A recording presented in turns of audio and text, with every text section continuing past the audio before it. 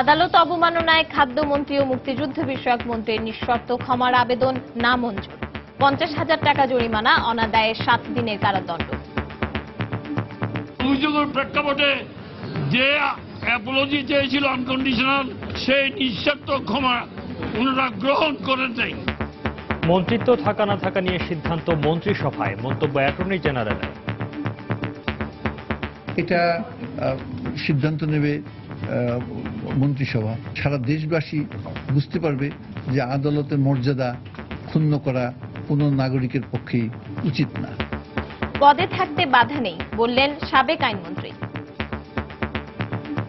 সংবিধানের 58 ধারা অনুযায়ী এরকম কোনো বিধান নাই যে তারা মন্ত্রী থাকতে পারবে না। দেখছিলেন প্রধান শিরোনাম। রাত 11টার সময় সঙ্গে আছি আমি সৌমিত্র শুভ্র এবং আমি পারমিতাহীন। তনু হত্যার বিচার দাবিতে গণজাগরণ মঞ্চের কুমিল্লা অভিমুখে রোড মার্চ। দেশজুড়ে বিক্ষোভ, সড়ক অবরোধ। ঘটনার ধামাচাপা দেওয়ার আশঙ্কা বিশ্লেষকদের।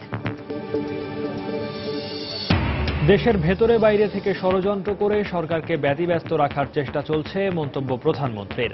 বললেন, অশুভ গোষ্ঠীর দুরভিসন্ধি বুঝে গেছে জনগণ।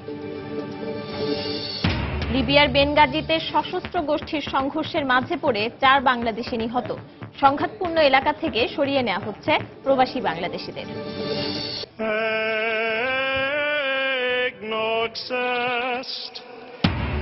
প্রার্থনার মধ্য দিয়ে উদযাপন হল খ্রিস্ট ধর্মাবলম্বীদের অন্যতম উৎসব ইস্টার সানডে। দেশ ও জাতির মঙ্গল কামনা।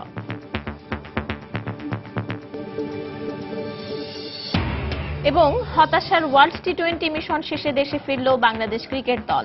20 ওভারের ম্যাচে শক্ত ভিত গড়ে উঠছে বললেন মাশরাফি।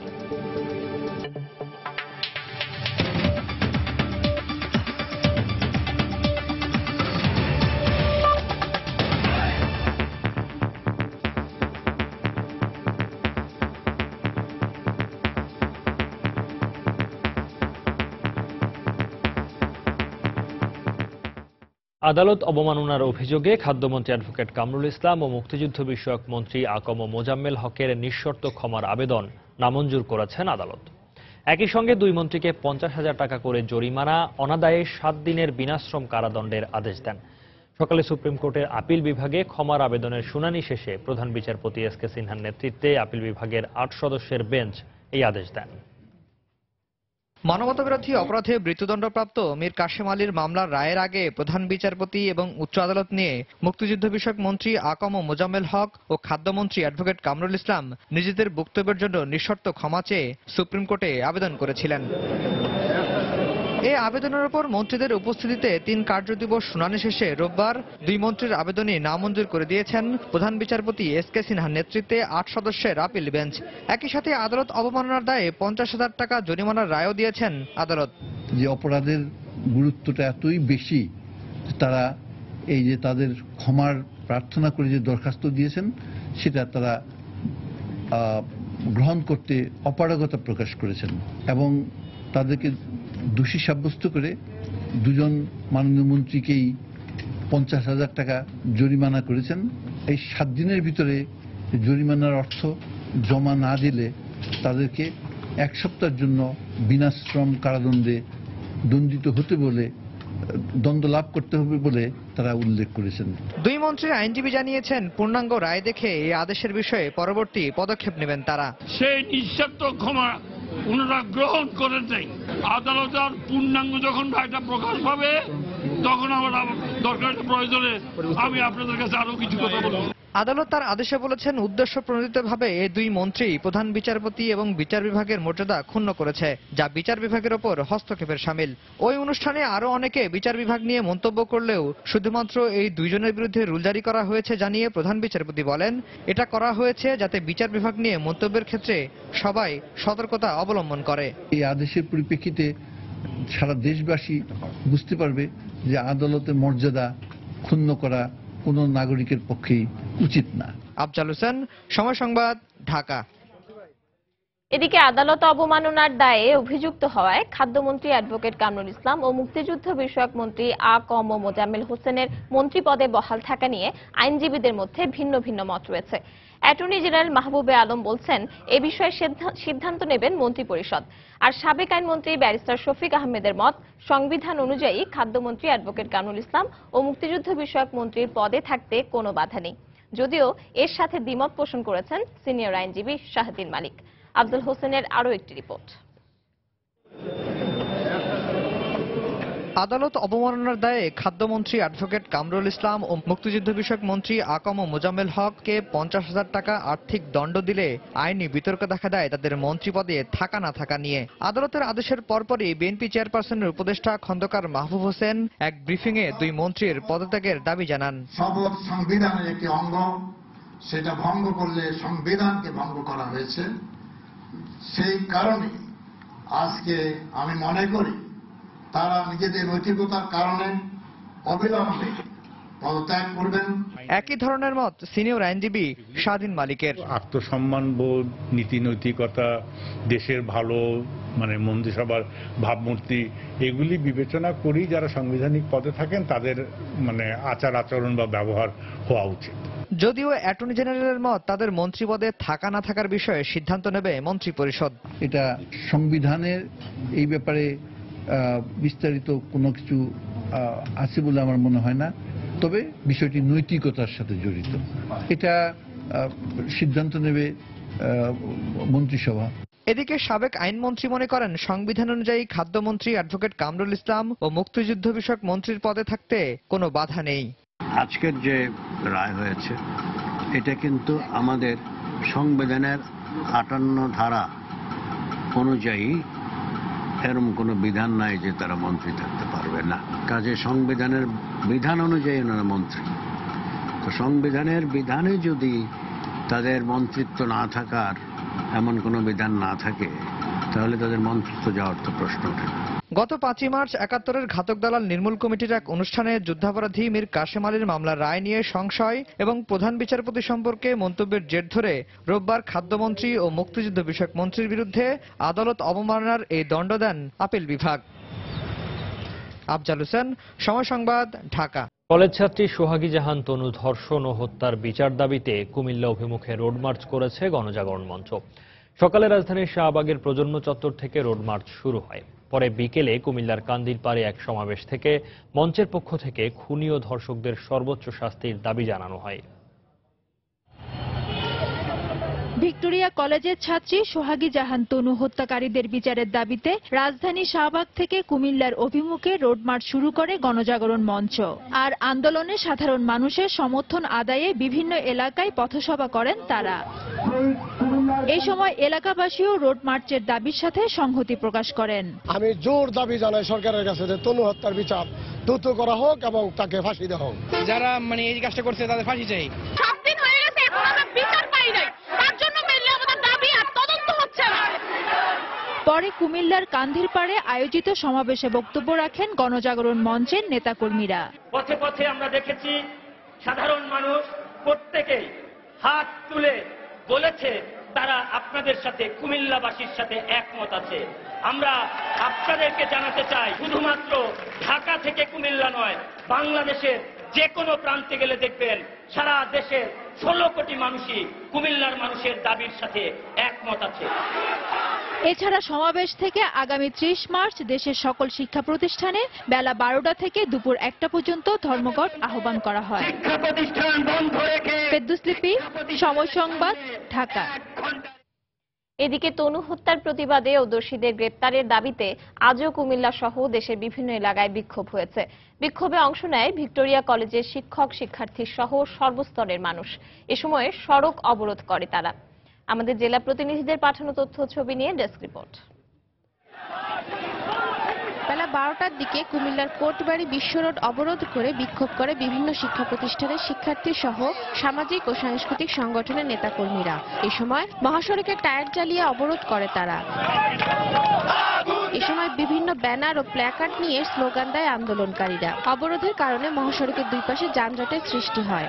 আজও কেন আইন শৃঙ্খলা বাহিনী নিয়ে সুষ্ঠু তদন্ত কমিশন করছে না? আজও কেন দ্রুত বিচারের আওতায় এদেরকে আনা হচ্ছে না? আমরা এর বিচার চাই।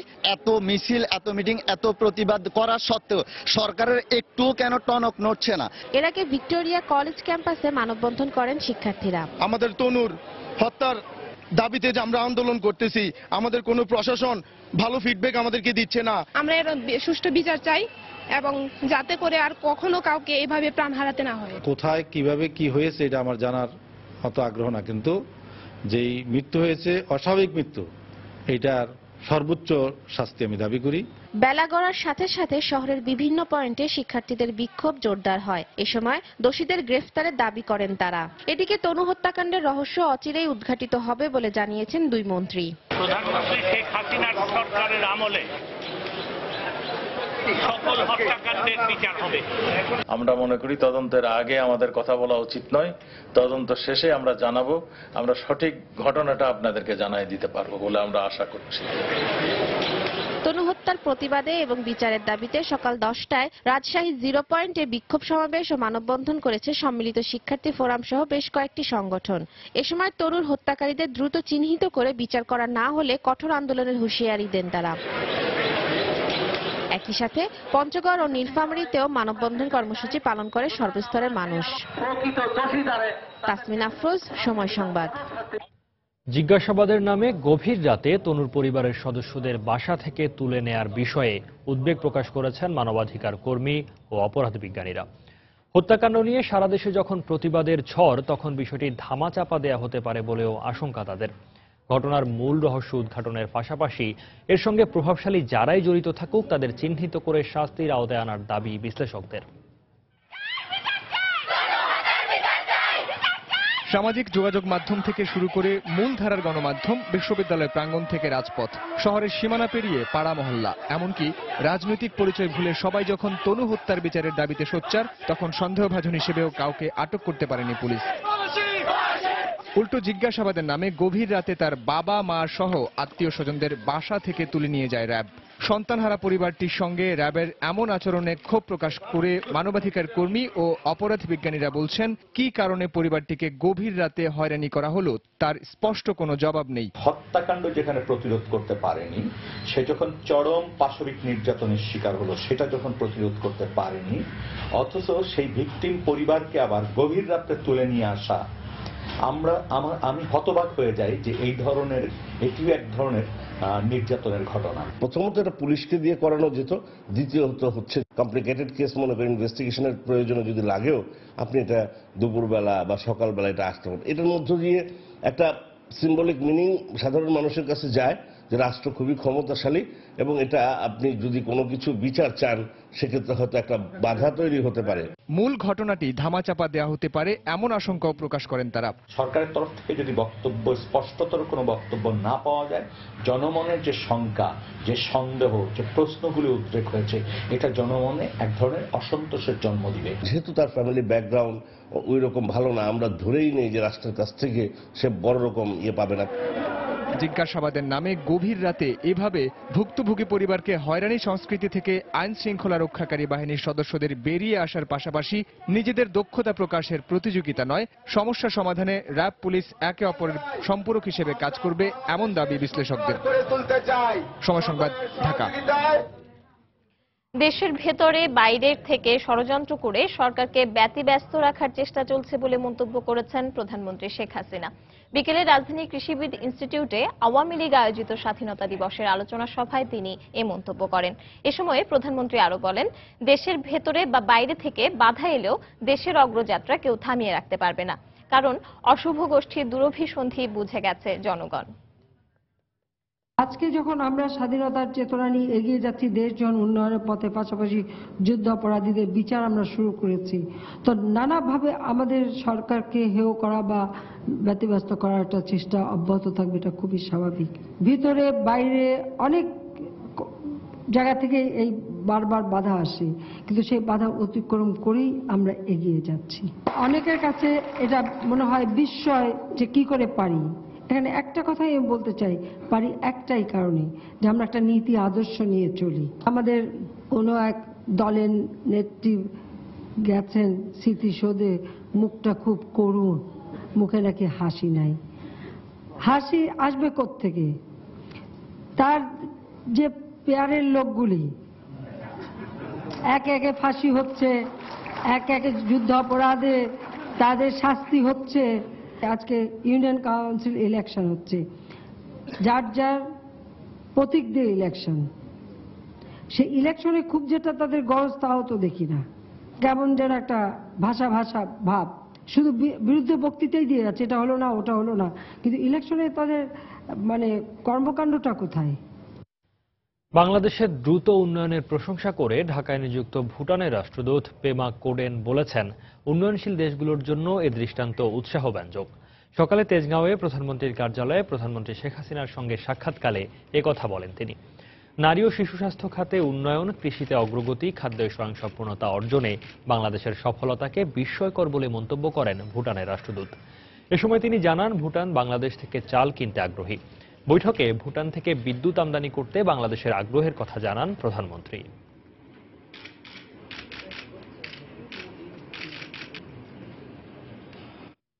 ইন্টারপোলের তালিকা থেকে বিএনপির ভাইস চেয়ারম্যান তারেক রহমানের নাম বাদ পড়াই প্রমাণ করে তার বিরুদ্ধে আনা সব অভিযোগ রাজনৈতিক উদ্দেশ্যে প্রণোদিত। সকালে নয়াপল্টনে দলের কেন্দ্রীয় কার্যালয়ে সংবাদ সম্মেলনে এই মন্তব্য করেন দলের ভারপ্রাপ্ত মহাসচিব মির্জা ফখরুল ইসলাম আলমগীর। দেশীয় গণমাধ্যমে তারেক রহমানের বক্তব্য প্রচারে নিষেধাজ্ঞার বিরুদ্ধে আইনি লড়াইয়ে নামার কথাও জানান তিনি।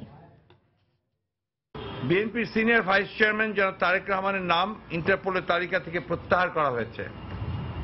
একই সঙ্গে তারেক রহমান সম্পর্কে ইন্টারপোলের সরবরাহ করা তথ্য মিথ্যা প্রমাণিত হওয়ায় ডাটাবেস থেকে সকল তথ্য মুছে ফেলা হয়েছে। বাংলাদেশ সরকার বিএনপির সিনিয়র ভাইস চেয়ারম্যান জনাব তারেক রহমানের রাজনৈতিক ইমেজ কালিমালিপ্ত করতে গিয়ে এখন নিজেরাই মিথ্যাবাদী প্রমাণিত হয়েছে এবং সেই সাথে প্রশ্নবিদ্ধ হয়েছে বাংলাদেশ পুলিশের গ্রহণযোগ্যতা। বিএনপি প্রধানমন্ত্রী শেখ হাসিনাকে হত্যা করতে নতুন করে ষড়যন্ত্র করছে বলে মন্তব্য করেছেন ঢাকা মহানগর আওয়ামী লীগের সাধারণ সম্পাদক মোফাজ্জল হোসেন চৌধুরী মায়া। সকালে বঙ্গবন্ধু অ্যাভিনিউতে দলীয় কার্যালয়ে এক আলোচনা সভায় তিনি এই মন্তব্য করেন। এ সময় বিএনপি এখন প্রাণহীন দলে পরিণত হয়েছে বলেও মন্তব্য করেন তিনি। গত কাউন্সিলে লক্ষ্য করেছি খালেদা জিয়ার বক্তব্য, তিনি একটি বক্তব্যে খুব জোরালোভাবে বলেছেন যে আগামী 2019 সালের নির্বাচনে তিনি শেখ হাসিনা বিহীন নির্বাচন করতে চান। উনি এই যে কি বলতে চেয়েছেন, শেখ হাসিনাকে তিনি কি শেষ করতে চান, তাকে মেরে ফেলে দিয়ে তিনি নির্বাচন করতে চান কিনা সেটা আজকে আমাদের বুঝতে হবে, পরিষ্কার বলতে হবে। কেন এই কথাটা আপনি বলেছেন, আপনার কাছে আমি ব্যাখ্যা চাই। আর যদি সঠিক ব্যাখ্যা না দেন, আমি মাননীয় প্রধানমন্ত্রী অনুরোধ করব এর জন্য তাকে আইনে কাঠ করে এনে তাকে গ্রেফতার করা হোক। রাত 11টার সময় আরও থাকছে। দুদকের করা মামলার 3.5 বছর পর ঋণ কেলেঙ্কারির অভিযোগে হলমার্ক গ্রুপের বিরুদ্ধে অভিযোগ গঠন। এবং এক সপ্তাহের অসহ্য যন্ত্রণায় ভুগে মারা গেলেন স্বামীর ছোড়া গরম পানিতে দগ্ধ পূর্ণিমা। 4 বছর বয়সী মাকে হারালো শিশু সায়েম। লিবিয়ার বেনগাজিতে সশস্ত্র গোষ্ঠীর সংঘর্ষের মধ্যে পড়ে গুলিতে অন্তত 4 বাংলাদেশি নিহত হয়েছেন। ত্রিপোলিতে বাংলাদেশ দূতাবাসের পক্ষ থেকে এদের মধ্যে 3 জনের পরিচয় নিশ্চিত করা হয়েছে। তারা হলেন যশোরের হাসান, রাজবাড়ীর আব্দুর রহিম ও ময়মনসিংহের হুমায়ুন কবির। আরেকজনের বিস্তারিত পরিচয় এখনো জানা যায়নি। এ বিষয়ে আমাদেরকে জানিয়েছেন লিবিয়ায় বাংলাদেশের রাষ্ট্রদূত অবসরপ্রাপ্ত মেজর জেনারেল শাহিদুল হক। 1200 কিলোমিটার দূরে পূর্বে অবস্থিত ত্রিপোলির ওখানে 2 মিলিশিয়ার ফ্রন্ট লাইনে আমাদের 3 জন কনফার্ম বাংলাদেশি মারা গেছেন, ওনাদের আমরা খবর পেয়েছি। এবং 4র্থ ব্যক্তি যে না আছেন ওনারটা এখন পর্যন্ত আমরা কোনো কনফার্ম হতে পারছি না তো উনি কি বাংলাদেশি বা অন্য কোনো দেশীয়। চেষ্টা করছি ওই ডিটেলে স্পেশালি পাসপোর্ট এবং অন্যান্য জিনিসপত্রগুলি রিকভার করার জন্য। জাওয়াইয়া নামে আর একটি শহর আছে ত্রিপোলির পশ্চিম দিকে অবস্থিত, ওখানেও আমাদের গত 2 সপ্তাহ ধরে অত্যন্ত প্রখর যুদ্ধ হচ্ছে এবং ওই যুদ্ধতেও কিন্তু ওখানে আমাদের অনেক বাংলাদেশি নার্সেস আছেন, ওনাদেরকেও কিন্তু আমাদেরকে রিলোকেট রিলোকেট করে একটু দূরে বা সরিয়ে নিতে হয়েছে। আপনারা শুনেছেন হয়তো খবরে যে ইন্ডিয়ান নার্স এবং তার বাচ্চা মারা গেছে, ওখানে আমাদেরও 7 জন নার্স এবং ফ্যামিলি ছিল, তো ওনাদেরকে আমরা একটু দূরে সরিয়ে নেওয়া হয়েছে। দাম্পত্য কলহের জের ধরে রাজধানীর উত্তর বাড্ডায় স্বামীর ছোড়া গরম পানিতে দগ্ধ হোটেল সিকিউরিটি ইনচার্জ পূর্ণিমা 1 সপ্তাহের অসহ্য যন্ত্রণায় ভুগে অবশেষে মারা গেলেন। রোববার দুপুরে ঢাকা মেডিকেল কলেজ হাসপাতালের বার্ন ইউনিটে চিকিৎসাধীন অবস্থায় তার মৃত্যু হয়। এই ঘটনায় অভিযুক্তের শাস্তি দাবি করেছে নিহতের পরিবার। শিশুটি এখনো জানে না তার মা আর এই পৃথিবীতে নেই, আর কখনোই আদর করে তাকে কোলে তুলে নেবে না। ছোট্ট মনে তার বিশ্বাস, এখনই বুঝি ঘুম থেকে উঠে মুখে তুলে খাইয়ে দেবে মা। স্বামীর নির্যাতনের শিকার মেয়ের মৃত্যু যন্ত্রণা 1 সপ্তাহ ধরে চোখের সামনে দেখছেন মা। জানালেন হাসপাতালে কয়েকদিনের অসহ্য যন্ত্রণার আর কষ্টের কথা। সারা শরীরের মাংস অর্ধেক নাই, তারপরে ব্যান্ডেজ করার পরে সিডে তখন অনেক চিল্লা, সারাদিন 24 ঘন্টা কাঁদছে, চিল্লাইছে, এসব নিজের চোখে দেখলাম। আমার বোনটা যে নির্মম ভাবে মারছে, আমার বোনটারে পুরায় মারছে। আমার বোন 4.5 বছরের বাচ্চা আছে। অভিযুক্ত স্বামীকে আটকের সর্বোচ্চ চেষ্টা চলছে বলে জানালেন মামলার তদন্তকারী কর্মকর্তা। তদন্তে যতটুকু করণীয়, যতটুকু ধরার চেষ্টা করতেছি, আমরা আপনার চেষ্টা করতেছি আসামি গ্রেফতার করার জন্য। গত 21 মার্চ কথা কাটাকাটির এক পর্যায়ে রান্নাঘরে গিয়ে নূরজাহানের গায়ে গরম পানি ছুঁড়ে মারেন স্বামী। প্রথম স্থানীয় একটি হাসপাতালে ভর্তি করা হলেও পরে উন্নত চিকিৎসার জন্য ঢাকা মেডিকেলের বার্ন ইউনিটে ভর্তি করা হয় তাকে। 6 দিন মৃত্যু যন্ত্রণায় ভোগার পর রোববার সকালে মারা যান তিনি। তারিকুল হাসান আশিক, সময় সংবাদ, ঢাকা।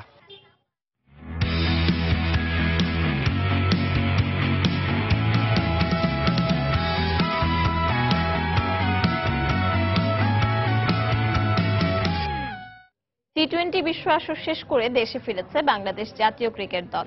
সকালে বাংলাদেশ বিমানের একটি বিশেষ ফ্লাইটে দেশে ফেরে মাশরাফি বাহিনী। দলের সামগ্রিক পারফরমেন্সে হতাশ করলেও লড়াকু মনোভাবের কারণে কিছুটা হলেও সন্তুষ্টি প্রকাশ পেয়েছে অধিনায়ক মাশরাফির কণ্ঠে। সেই সঙ্গে দেশবাসীর কাছে দুঃখ প্রকাশ করে সামনের দিনগুলোতে আরও ভালো খেলার প্রত্যয় ব্যক্ত করেন মাশরাফি। ভারতের কলকাতা থেকে দেশে ফিরে বিমানবন্দরে গণমাধ্যম কর্মীদের সামনে এমনটাই জানিয়েছেন তিনি। টি-20 বিশ্ব আসরের অভিযান শেষ, এবার ফেরার পালা। দেশে ফিরেছে বাংলাদেশ জাতীয় ক্রিকেট দল। শাহজালাল আন্তর্জাতিক বিমানবন্দরের ভিআইপি গেটের সামনে তাই সকাল থেকেই গণমাধ্যম কর্মীদের ভিড়। নির্ধারিত সময়ই ঢাকায় অবতরণ করল মাশরাফিদের বহনকারী বিমানটি। ইমিগ্রেশনের ঝামেলা মিটিয়ে ক্রিকেটারদের বের হতে হতে আরও লাগলো প্রায় 1 ঘন্টা 20 মিনিট। সবার আগে বেরিয়ে এলেন টাইগার অধিনায়ক মাশরাফি। উপস্থিত গণমাধ্যম কর্মীদের কৌতূহলময় প্রশ্নবাণে জড়ানো থেকে নিজেকে বিরত রাখতে পারলেন না তিনি। ব্যাখ্যা করলেন আসর থেকে প্রাপ্তি অপ্রাপ্তিগুলো। টি-20 ক্রিকেটের আমি মনে করি আমরা একটা বেস তৈরি করতে পেরেছি, এবং একটা জিনিস যে আমরা এখন আশা করি যে প্লেয়ারদের ভিতরে এই মাইন্ড সেটআপটা তৈরি হওয়া উচিত, এবং আমার বিশ্বাস হবে যে এখন থেকে আমরা যাদের এগেনস্টেই খেলি না কেন, হয়তো বা ছোটখাটো ভুল না করলে আমাদের সাথে জিততে একটু কঠিন হবে। ঘুরে ফিরে আসলো আবারও তাসকিন সানির প্রসঙ্গ। সঙ্গে ছিল পুরো আসরে ব্যাটিং অলরাউন্ডার নাসিরকে 1 ম্যাচও না খেলানোর ব্যাখ্যাও। তাসকিন দেখেন লাস্ট 8টা ম্যাচ খেলেছে, ওয়ার্ল্ডের বেস্ট ইকোনমি রেট বোলার সে। প্লেয়ার লাইক তাসকিনকে হারানো অবশ্যই ডিফিকাল্ট। নাসিরকে সিলেকশন হয়তোবা কোনো ম্যাচে, যেহেতু শুভাগত গিয়েছে ওইখানে, হয়তোবা আমরা শুভাগতকে খেলিয়েছি। তো আসলে এখানে টোটালি ওই একই কথা বলতে হবে যে কম্বিনেশনের কারণে। দেশবাসীর কাছে দুঃখ প্রকাশ করার পাশাপাশি ধৈর্যও ধরতে বললেন বাংলাদেশের ক্রিকেট মাঠের এই কাণ্ডারি। দেশবাসীর উদ্দেশ্যে বলবো, সবসময় ওনারা সাথে ছিলেন আমাদের। আমরা ভেরি ডিসঅ্যাপয়েন্টেড, এবং ওনারাও অবশ্যই খুব কষ্ট পেয়েছে। অনেক খারাপ লাগা সত্ত্বেও আমাদেরও অনেক খারাপ লাগছে অ্যাটলিস্ট ওই ম্যাচটা আমরা জিততে পারিনি। আমি আশা করি যে ইনশাল্লাহ আমরা সামনে আরো ভালো কঠিন ম্যাচ ইনশাল্লাহ জিতবো। নিজেদের পারফরমেন্সে হতাশ হলেও সামনের দিনগুলো নিয়ে আশাবাদী মাশরাফি। কারণটা পরিষ্কারই, টি-20 ফরম্যাটে টাইগাররা যে লড়াই করতে পারে সেই মনোবলের রসদটুকু তো এই আসর থেকেই তারা পেয়ে গেছে। সজল মিত্র, রিচার্ড, সময় সংবাদ, ঢাকা।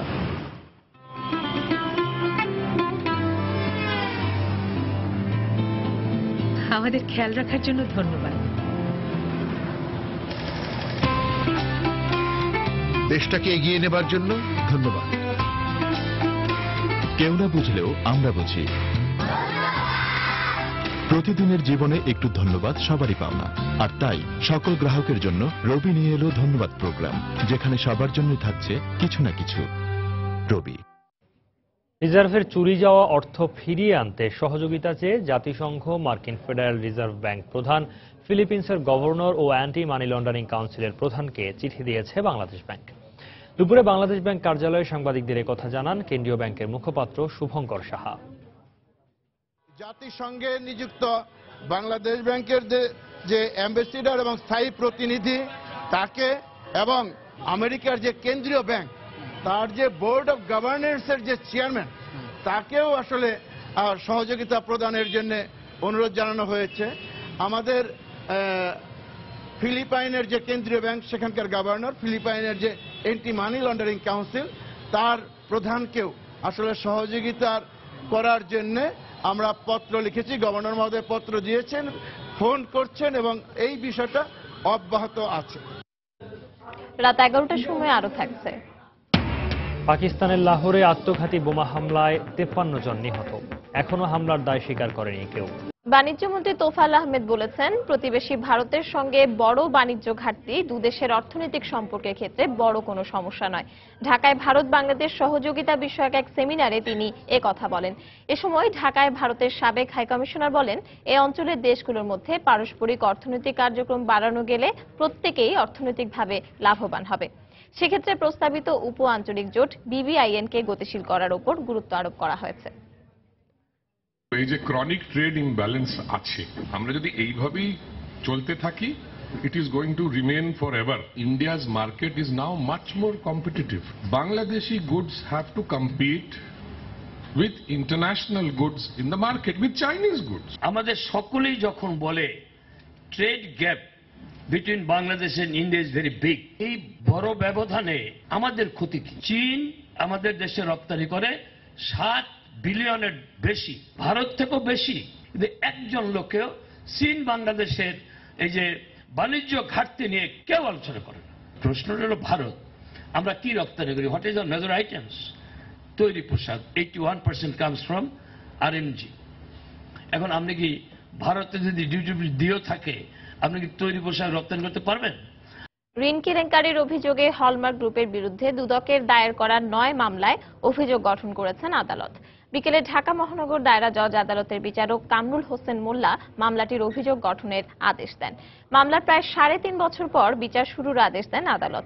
এর আগে 17 এপ্রিল ঋণ কেলেঙ্কারির অপর 2 মামলায় অভিযোগ গঠন করেন আদালত। প্রায় 3,699 কোটি টাকা ঋণ জালিয়াতির অভিযোগে 2012 সালের 4 অক্টোবর রাজধানীর রমনা থানায় 11টি মামলা করে দুদক। মামলায় হলমার্ক গ্রুপের ব্যবস্থাপনা পরিচালক তানভীর মাহমুদ, তার স্ত্রী জেসমিন ইসলাম, সোনালী ব্যাংকের সাবেক এমডি হুমায়ুন কবির সহ 25 জনকে আসামি করা হয়। এর মধ্যে এমডি তানভীর মাহমুদ সহ 6 জন কারাগারে ও 2 জন জামিনে রয়েছেন। এছাড়া মামলার বাকি আসামিরা পলাতক রয়েছেন।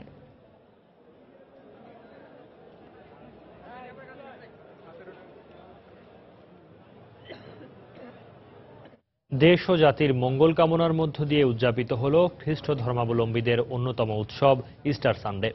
খ্রিস্ট ধর্মাবলম্বীরা বিশ্বাস করেন এই দিনে যীশু খ্রিস্ট পুনরুত্থান লাভ করেন। সকালে মানিক মে অ্যাভিনিউয়ে TNT মাঠে প্রার্থনার আয়োজন করে ঢাকা পাস্টর্স ফেলোশিপ। যীশু ভক্তদের আহ্বান ও প্রার্থনার মধ্য দিয়ে দিনটি উদযাপন শুরু হয়। পর্যায়ক্রমে চলে বাইবেল পাঠ, সমবেত সঙ্গীত, দেশ ও জাতির জন্য প্রার্থনা, প্রশংসা, আরাধনা, প্রভুবাক্য প্রচার। সবশেষ আশীর্বচনের মধ্যে দিয়ে শেষ হয় সকালের প্রার্থনা।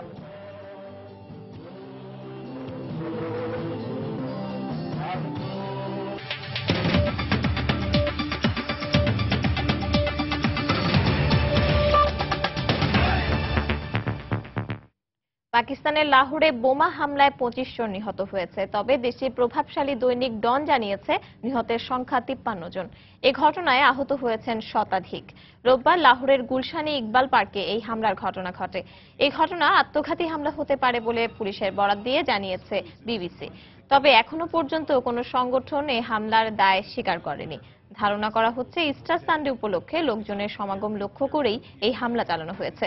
বিবিসি আরো জানায়, পার্কের গেটে গাড়ি পার্কিং এর জায়গায় এই হামলা চালানো হয়। Of wounded to nearby hospitals as locals tried desperately to get a hold of their relatives who were. It was an unprecedented attack.